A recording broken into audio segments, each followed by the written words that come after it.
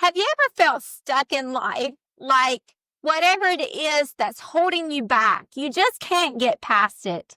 Today we've got a special guest, James Brown, former bodybuilder. He used to own a health and wellness store, and he's going to share with us some secrets to move forward.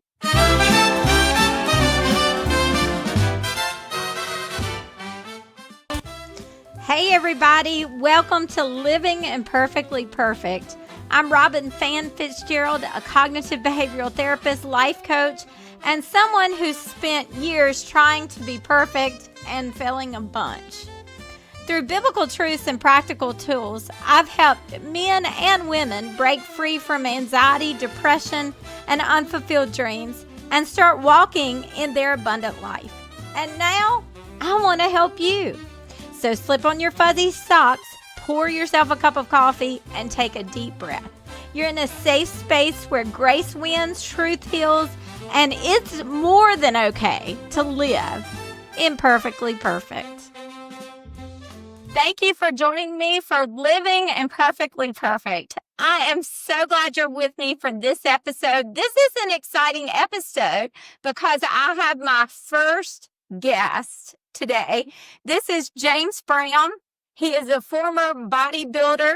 He used to own a health and wellness store called earthharvest. He's been in fitness and taking care of his body for a really long time, right? Very long. And I always try to pick him for secrets to his health and the way that he stays looking good for so long.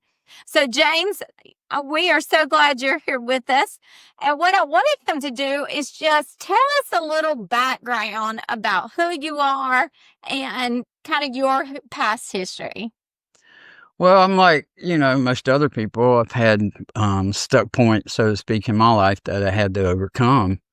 When I got out of the service, I worked full time and went to school full time and ended up getting my MBA.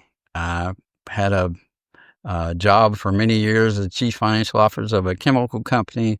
And it was during that time where I had faced a lot of struggles. My family was growing, the business was growing. So I had to step back and figure out how I could accomplish those things and to make them enjoyable, that they wouldn't be so stressful. And during that time is when I got into health foods and supplements and learned how to take care of my body. And one of the things that always fascinated me about this is that how successful I could become when I didn't think that I could accomplish every thing that I was after. One of the hardest things I had to do was quit smoking. And when I was working, it was really hard to do that. But once I learned the secret about it, it was really nothing. I never knew I thought was so hard about it anyway. But I think it's about us recognizing the strengths that we really have in ourselves. So that's such a good point, that we all have strengths within us and we have to tap into it and figure out how to move forward with those strengths. So how long were you in fitness? You're still lifting weights, right? Yep. So how long have you been lifting weights? And one of the things we're hoping to get kind of three of us together on Fridays. James is one, I'm one, and then we have my brother-in-law who has been bodybuilding for as long as I've known him, for years and years and years. He's competed, won some contests, and I think we're going to be an interesting group together. He's a lot of fun. And so how long have you been bodybuilding? So that's one thing we all have in common, that we all love fitness and like to lift weights. But otherwise, we're pretty different. Well, I was 47 when I quit smoking. And after about 3 years of running, I had lost so much weight. I got so skinny that I said I didn't like being so bony. So that was about when I was 50. Really? Yeah. So I did not realize that. So took me about 10 years. I was only a few weeks shy of being 60 when I did my first senior bodybuilding contest, and I won it. Yay! That's Dang. so I did. I've got two competition bodybuilders, and I never competed. So, the thing about it is that over that period of time, you develop habits, and that I feel like that's a lot of success when you develop positive habits. And I know one of the things that I wanted to share with everybody was the fact that there's so much negativity out there that we have to deal with. And I know when I started all this, the people were not supporting me. They started bodybuilding. People weren't supporting you? Right. Even when I quit smoking, because I would tell people, they say to tell people you quit and all that, and people would say, yeah, sure, you've tried that before, blah, blah, blah. So I didn't get a lot of support. That means watch who your friends are, right? That's right. Hang around the right people. But one of the things I wanted to pass on and is that you can create your own reality. And you shouldn't listen to those people that are not behind you.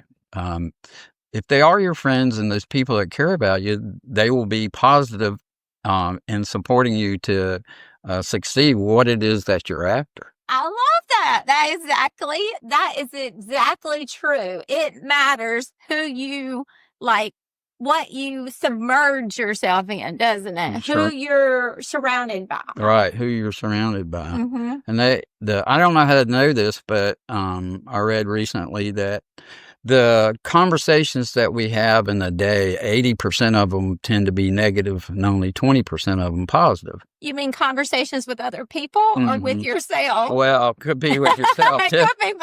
I don't know how you find that out, but I have a lot of negative conversations over the time, and that's one of the things that you learn. I think it's up there too. It's about 80%. So you have to be your biggest cheerleader. And if you are, then people will hear it and they will tend to follow in line with what it is that you're doing. But you kind of have to set the example. And then, I've even told people that have said negative comments when I was trying to do something. I said, you're not really helping me.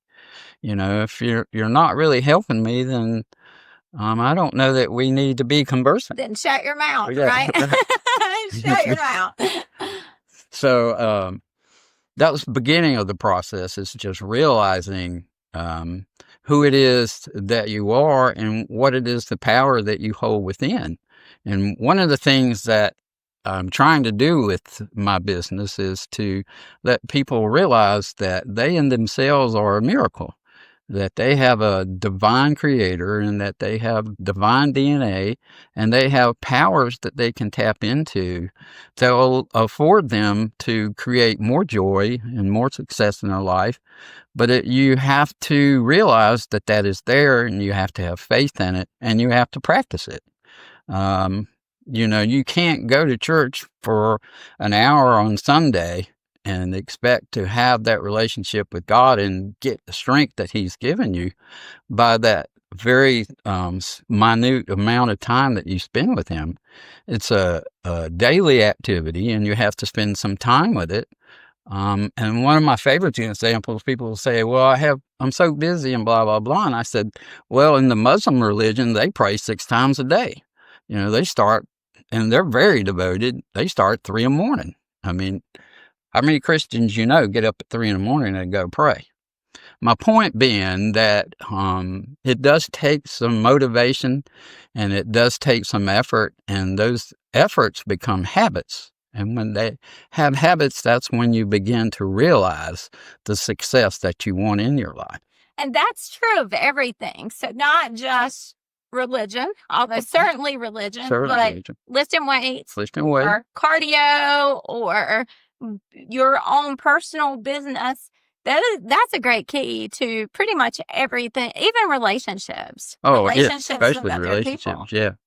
So James, I met James years ago because he owned earthharvest, which it was, or still is. He sold it since, but a health food store in our area.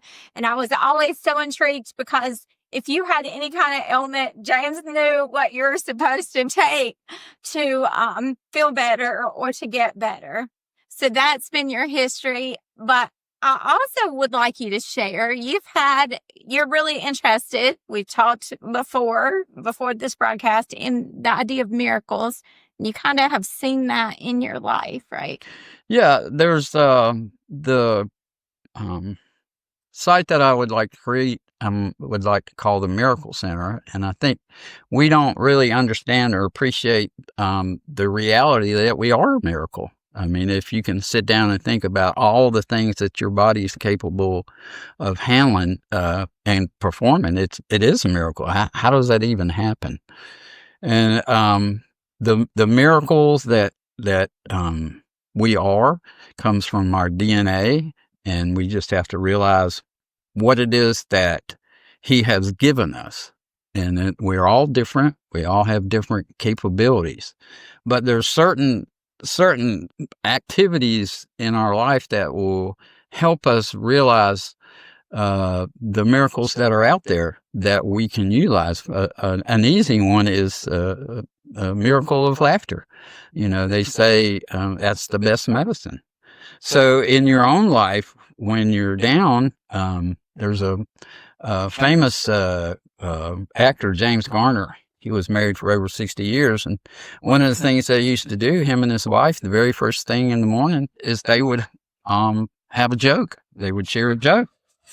So at their breakfast, that would give them a positive, joyous feeling to start the day. That's a great idea. So those are the kind of miracles that you can utilize, and I can talk about more of them. One of them that has helped me more than anything is simply the miracle of prayer, and the other related one is the miracle of utilizing your subconscious.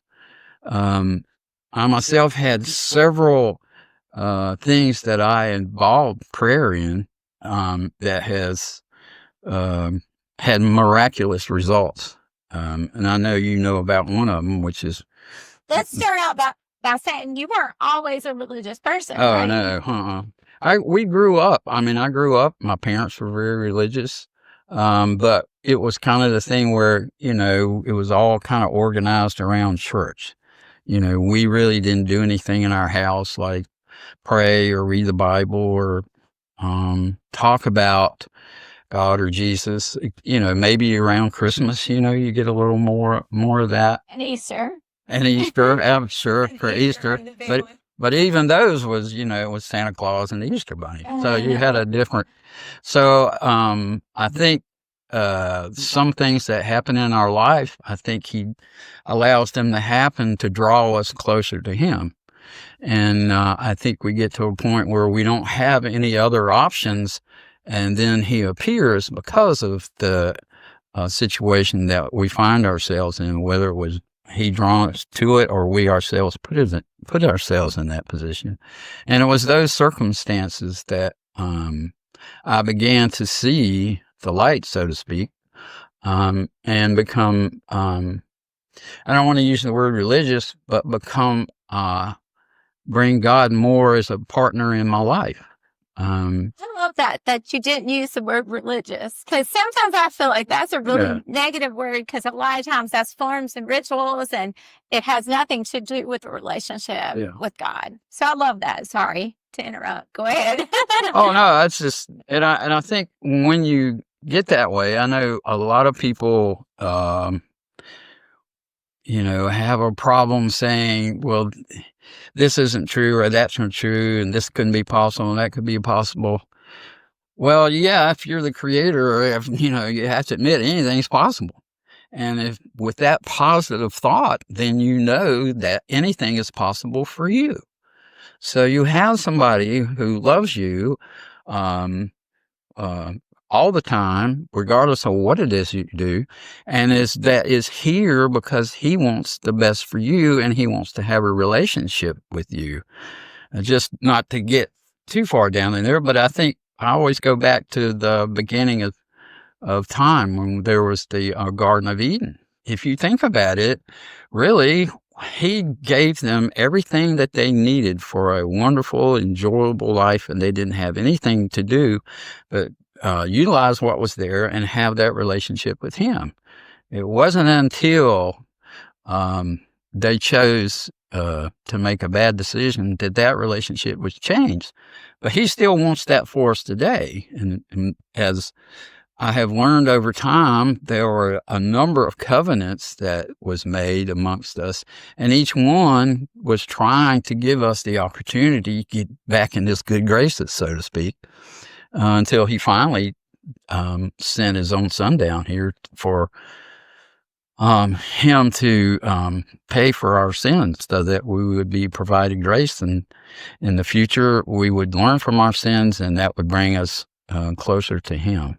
So the whole goal in my life, I don't know anybody else's life, but it brought me to realize what I was really after was eternal life.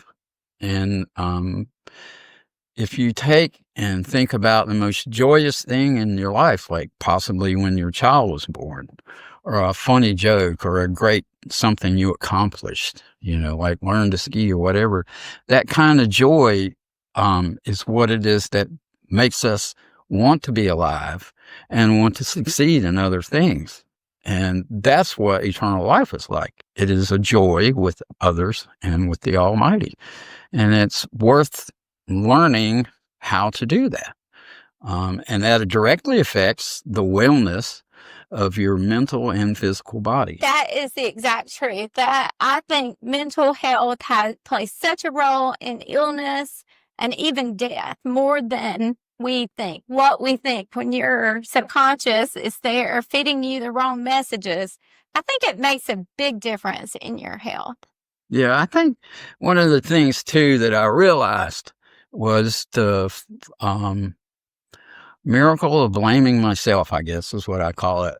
I think we grow up in a certain fashion. We're always blaming somebody for this and somebody for that. And I guess to give an example how that's not true, or how I learned it's not true, there was, and this was CBS had done on a news show. And to me, it was more of a clinical illustration of what I'm talking about. There were gangs in Chicago, and it got to be where they would go to these parking lots and they would demand keys as people were getting in their cars. And if they didn't get them, give it to them, then they would beat the person up. Well, they had cameras in these parking lots, and the some people would give them their keys and let them take their car. Other people would not give them the keys, and it was fight. So what you have is you have the very same circumstance, and you have two different choices. Now, those guys that were stealing those cars did not make them do either one. Those people decided what it is that they wanted to do. Well, to me, the person that gave their keys up, their cars were insured. They weren't any bodily harm. The people that were stealing their car were probably going to get caught, and they were probably going to get punished. So there was less harm done to anybody with that particular choice, especially the person that gave up the car. Now, the other person got the heck beat out of him. He had some lifetime disabilities because of that, and he still didn't get his car back. Wow. So that's what I'm trying to say. If we can't help the circumstances that life plays us, and some of those circumstances may in fact be something that the Almighty wishes us to experience. So how we choose, we have an ego, so how we choose to react to those circumstances makes us either have a positive life or a negative life. And He's given us certain ways to make the most benefit out of that. For example, the turn the cheek kind of thing, where you could use the illustration I used about the cars, where the people just gave the cars. In effect, that was turn the cheek, and it did no harm to them. That worked out much better. Yes, it did. So we have those commandments that help us stay, as it is called, on the way, so that we live a joyous life. There's a discipline that has come out that a gentleman wrote a book called PQ, and it is a psychological what do we call it? Psychological therapy. It's sort of like a therapy, but it's a life coaching. Life coaching, yeah. Which James is certified in. Right. That's one of the things we're going to talk about at the end. If you want to contact James, how you can do it, because he's a certified life coach. He's got a lot of stuff here to share. And if you need help along this path, he'll be glad to be there to help you. But one of my favorite parts, it's not what he calls in the book, but I call it the Goldilocks postulate. And what it is that things bad happen to you, and it's not like you shouldn't maybe spend a moment or two or a few minutes, experience the pain and so on. But the idea is that there is an opportunity there. We don't have time today to go through that, but there are examples that we could provide that shows you how something bad turned into something good simply because the person took a positive aspect of that negative event that happened in their life. That's so true too. Like the story of my daddy. I don't know if everybody knows it, but he came from an alcoholic family. His dad beat his mom when he was drunk, and daddy then became an alcoholic, had multiple wrecks. But in the end, he became a preacher whose story has helped. He was on TV and radio, so I couldn't even tell you how many people it's helped. But he could have gone in the other direction and stayed in the addiction and stayed in the pain. But instead, like you say, he made a choice. Well, what I'm after about and what we're all about in this life coaching thing, I think, is to provide a methodology for people to make their life more joyful, more accomplished, and feel better about themselves. And there's a number of ways to do that. We're here to not tell you what to do. We're here to help you find your way. And there are ways to do that. You've got a whole bundle. Our time is running out, so we're not, but James is going to be back with us, and maybe not next week, maybe next week, depending on Rick, who is our third partner in crime, right? Has started a new job. So ideally, he'll be with us next week, and then we'll all be three together. All three of us will be together the week after, but we're not sure about that. If Rick can't, maybe James can come back. But he's got a lot of information, all these books in front of us, and he remembers. Like, I might read the book and forget, but he probably has taken the supplements or has taken them for years right. that he can tell us about sometime and remember all those things. I told somebody, one of these books is my book, the book I wrote, and I told someone, I have a friend who can quote this book better than me, and I wrote the book, and that's James.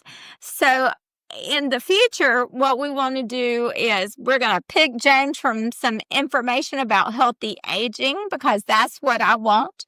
And we're also going to try to cover these ideas for how do you walk in your best life. But until that point, you have an opportunity to have some private consultation with James where you can be one-on-one. Right. You can share all this. He can help you on the path to your, using my terminology, your abundant life. His terminology might be to the miracle, right? Yeah. And so we want to provide that for you. So tell him right now, it's an email address. Pretty soon you're going to have access to message him on Facebook or something like that. Right now, he's going to give you an email address. So I want you to go get your pen and your piece of paper. This is a person that knows all about supplements, all about health and wellness, all about, he had a dieting center one time. Is that correct? Mm-hmm. All about that. And what I consider the most important, all about how to change those negative thoughts so that you can overcome the resistance to get you past the stuff that's holding you back.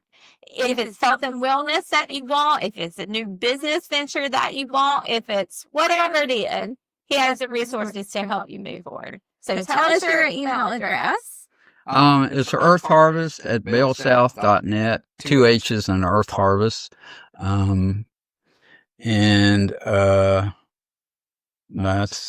That's at the moment, that's all we got. We're working on the Facebook page and the website page and actually the physical center as well. The other thing I want to mention before we get off, we got to take it, is the book that I found one of the books I found that she did that was so good is called As a Man Thinks.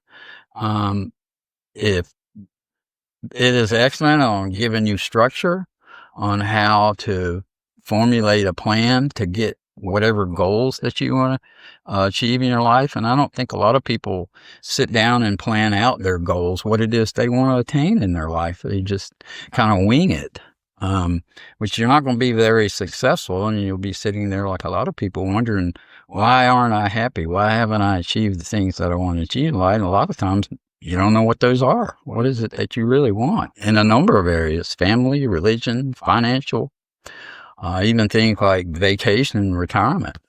Those are all things that we want to or will face eventually anyway. And right before we started, what did I have to do?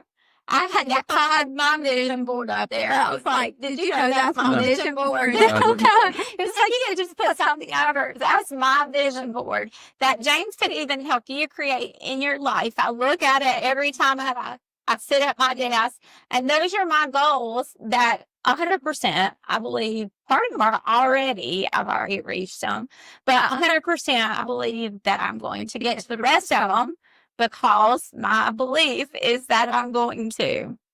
So James could help you even with the vision board if you wanted him to. Oh, sure. Yeah. So that's one of my vision things is to become, because my whole life has been in business, so to speak, and this avenue is totally different from it, but my whole vision is to want to be able to help people accomplish things, for example, that I've accomplished that changed my life and made it more rewarding. Having done that, I know how wonderful it feels to get those kind of things done. And people like Robin helped me get there. So, that's what I'm all about. And I guess one of the major things is to make people realize how wonderful their entity is, that they are a true miracle and that they have that lineage to the Almighty and that He's available to you. There's a number of mechanisms to make contact with Him. So, that is one of the things I hope to accomplish, is get people to understand where it is they're coming from and where it is that they're going to end up, and that there is a glorious journey from beginning to end. That's a good way to put it. Glorious journey. Good way to put it. Give them your email address one more time. I think our time has run. Okay. Well, it's earthharvest@bellsouth.net. Welcome any text, any messages. We'd love to hear from you. And at that point, he can send you his rates, send you the information about where, if you're doing it virtually, or I think you prefer in person if you're local. Right. So just shoot him an email and he'll get back to you. And thank you so much for joining us today. And stay tuned for more. I started to say sessions, but that's the therapist in me. More episodes with James. And also we're going to be bringing Rick in. And we all have kind of the similar, all three, life coaching in some way, and similar ideas about the role of your thoughts and your subconscious. Thank you so much for joining me. As always, I'm with you. I am by your side, and I love you. Y'all have a great day. Bye. Thank you, my friend, for spending a few minutes with me today. Remember, you don't have to earn God's favor, chase perfection, or carry it all alone. You are God's masterpiece. You are His righteousness, and you are already enough in Him. So, keep walking forward, one grace-filled step at a time. And I'll meet you right back here next time for Living Imperfectly Perfect.